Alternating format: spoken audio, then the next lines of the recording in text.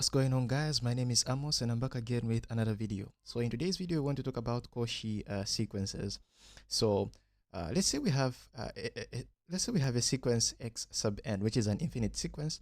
Now this sequence is going to be said to be Cauchy if when we fix some value epsilon that is strictly positive, then we can find some natural number m such that the terms of the sequence, any two terms of the sequence beyond, if we attempt to go beyond this m, any two terms of the sequence are going to be, the distance between those two terms is going to be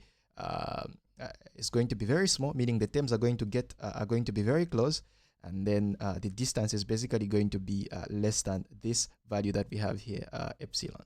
Maybe let's write it in another way. Let's maybe write one very long mathematical definition or a mathematical statement.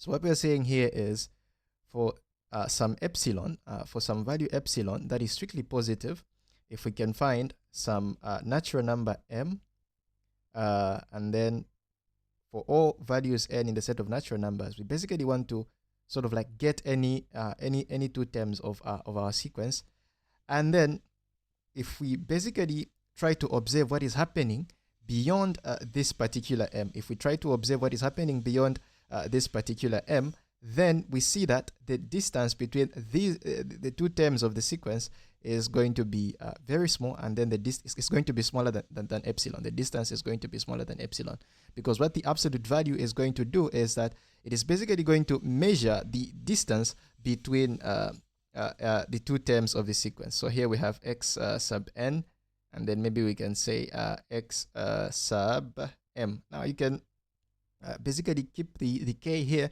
but then it's the same thing, right? It's the same thing. We've only changed the letter we are working with. So this is what a Cauchy sequence is going to be, and then we can look at some maybe illustration here. So you can play around with this diagram, maybe try to fix some value for epsilon, maybe fix epsilon, maybe 0.5. Let's take 0.5 for epsilon.